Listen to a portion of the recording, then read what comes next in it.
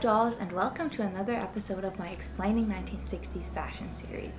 Today let's talk about the original hipsters, the Beatniks. Born out of a post-war world, the Beatniks were a subculture of poets, artists, and musicians who sought to reject the conformity and materialism of their parents' generation.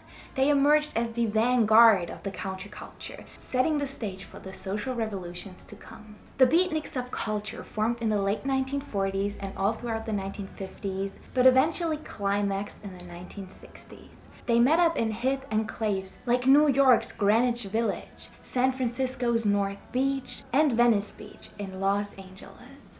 These urban hubs became havens for creative expression, a stark contrast to the button-up conservatism of mid-century America. Beatnik fashion was a deliberate departure from mainstream style, embracing the bohemian and intellectual aesthetic. Men sported berets, striped shirts, and turtlenecks, often paired with dark sunglasses and goatees.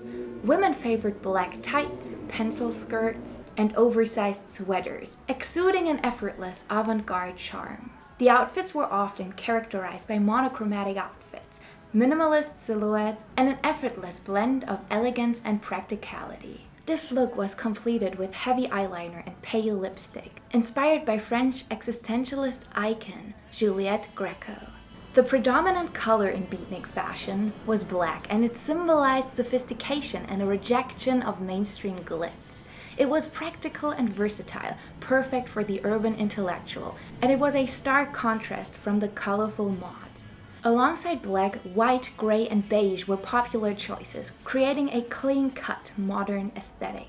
A staple in the Beatnik wardrobe, turtlenecks were often worn fitted in black or white. They provided a sleek, streamlined look and paired well with various bottoms. Tight-fitting trousers and capris were favored for their flattering, elongating effect. They were practical for the active, city-dwelling Beatnik women. Horizontal stripes, particularly in black and white, were a nod to the French existentialist fashion, adding a touch of Parisian chic to the look.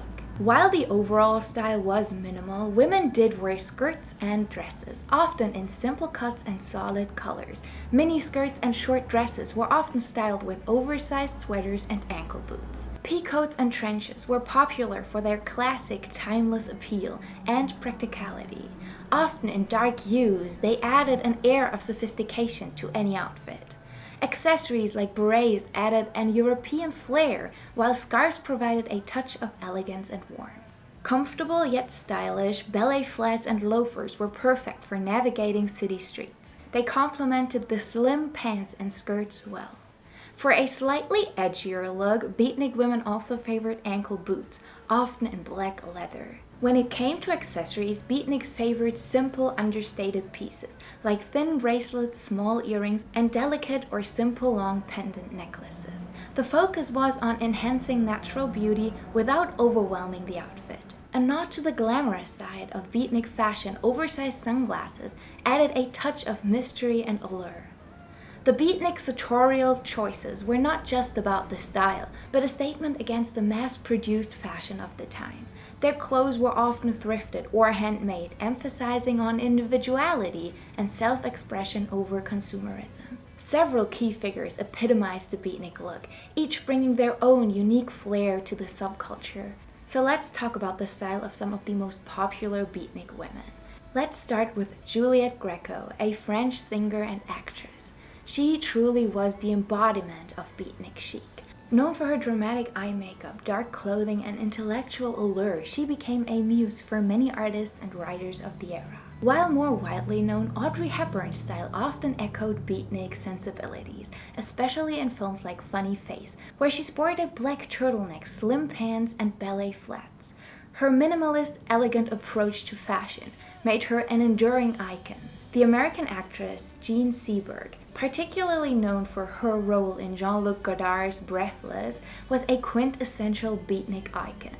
With her pixie-cut striped shirts and simple yet striking wardrobe, Jean's style captured the essence of the Beatnik spirit. Though more associated with Andy Warhol's factory scene, Edie Sedgwick's fashion often overlapped with Beatnik styles. Her penchant for black tights, shift dresses, and oversized accessories, alongside her love for heavy black eye makeup, made her a key figure in the 1960s counterculture, and her style clearly drew heavy inspiration from the Beatniks. Beatnik makeup was characterized by a stark, minimalist aesthetic that contrasted sharply with the heavy made-up looks of the previous decade. It emphasized a more natural look, with the focus on enhancing rather than concealing, and was deeply influenced by the existentialist culture of post-war Paris. On the other hand, there were a lot of Beatnik women who favored heavy black eye makeup. However, this still was in a big contrast to the 1950s, as the Beatnik eye makeup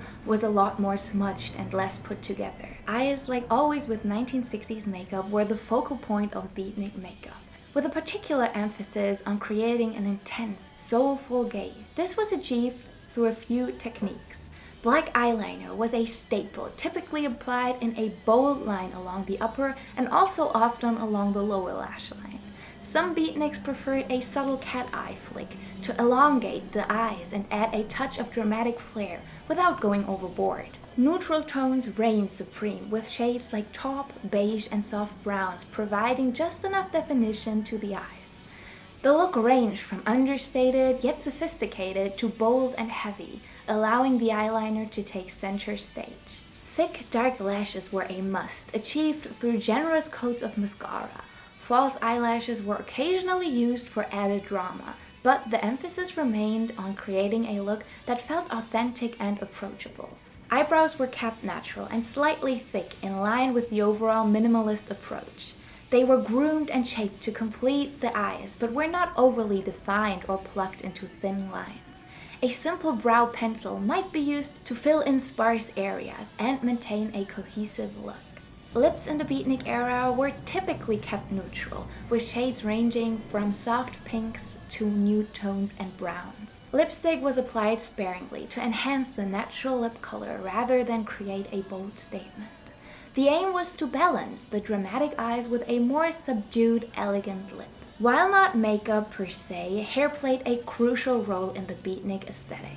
Short pixie cuts were popular, inspired by icons like Audrey Hepburn and Jean Seberg.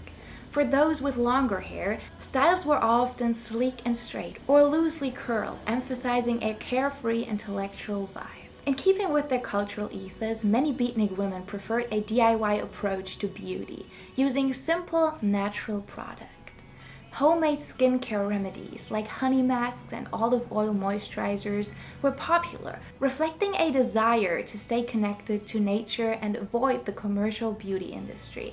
This might remind you of another subculture that emerged in the late 1960s, but we will talk about the similarities between the Beatniks and the hippies in a little bit, because the Beatniks were the hippies before the hippies were even the hippies. While the Beatnik women are often better known, the movement that emerged from a broader beat generation was initially dominated by male figures, but included significant contributions from women.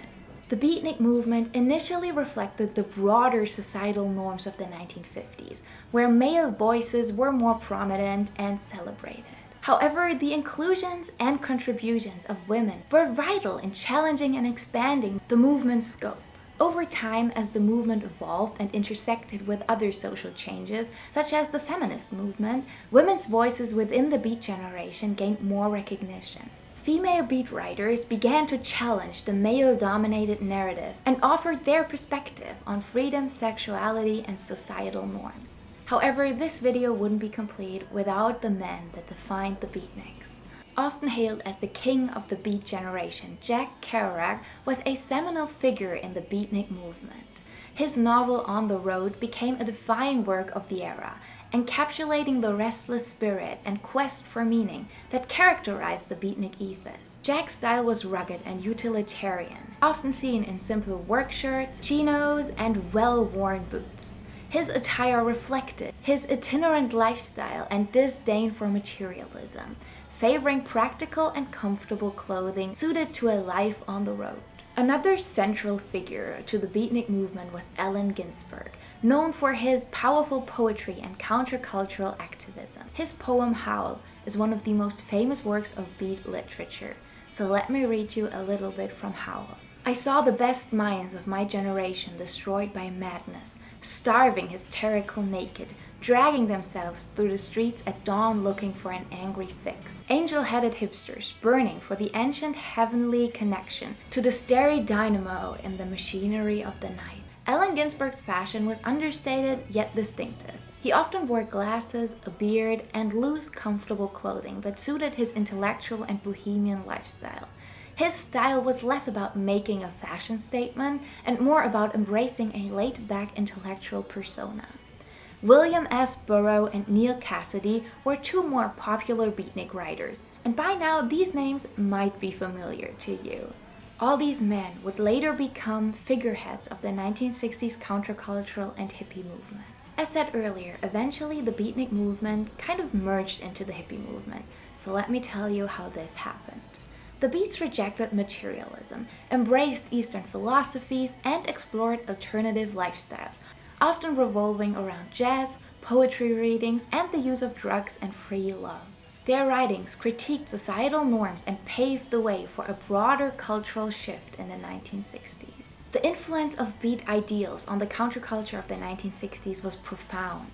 The Beats' interest in Eastern spirituality and philosophical exploration informed the counterculture's spiritual quest, with a heightened emphasis on alternative spiritual practices and a rejection of materialism. The critique of consumerism and societal norms championed by the Beats became central to the counterculture's ethos, epitomized by the slogan, "Turn on, tune in, drop out." Musically speaking, the counterculture adopted folk and rock mediums to express its values, with artists like Bob Dylan and bands such as the Beatles and the Rolling Stones, incorporating beat-inspired themes into their lyrics and lifestyle.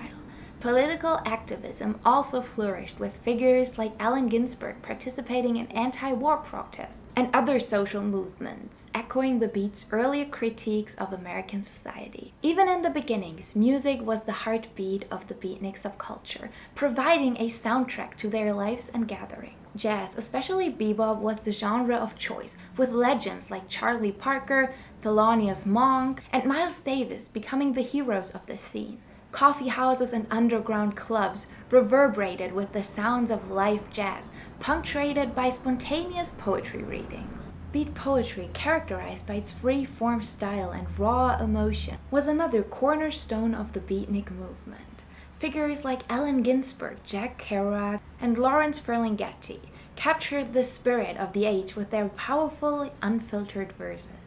As said earlier, those writings became defining works encapsulating the restless energy and yearning for authenticity that drove the beatniks. The subculture's affinity to jazz and poetry was more than a mere preference. It was a rebellion against the homogenization of American culture. The syncopated rhythm of jazz and the spontaneous prose of beat poetry mirrored the beatniks' desire for a life unstrained by societal norms. Coffee houses played a pivotal role in beatnik culture, serving as communal spaces where like-minded individuals could gather, share ideas, and perform. Iconic spots like the Gaslit Cafe in Greenwich Village and City Lights Bookstore in San Francisco were the epicenters of this creative explosion.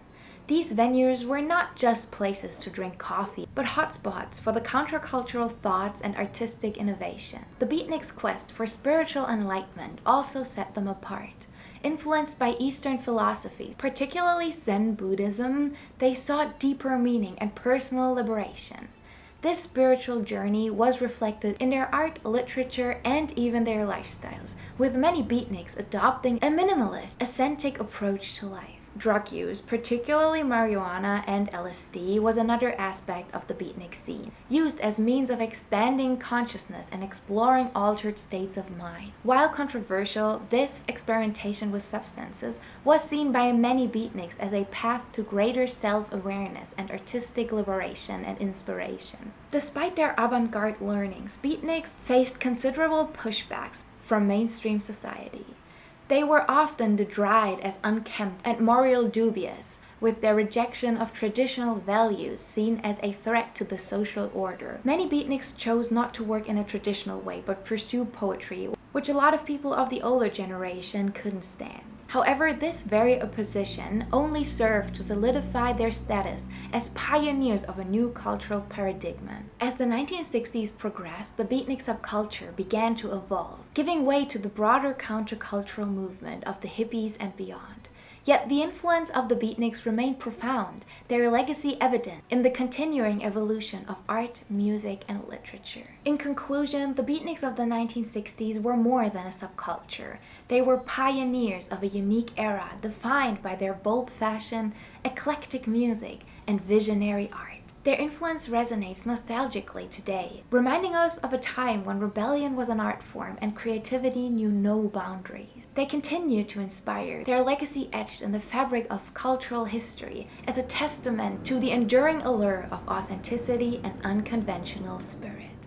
So that's it for today's video. This was a highly requested episode, so I hope you enjoyed. I really loved learning and reading about the Beatniks. I've always been very inspired by the style, but it was really interesting for me to do all the research for this video, so I truly hope you enjoyed it. If you enjoyed the video, I would love you to give it a thumbs up and maybe even share it with a friend. It supports me, it supports the channel, and it would truly mean the world. If you're interested in learning more about the 1960s, make sure to subscribe. I would love to have you around. I hope you have a beautiful day. Go out, enjoy the sunshine. Take yourself some time to focus on you and your mental health today, and I will catch you in the next video. Bye everybody!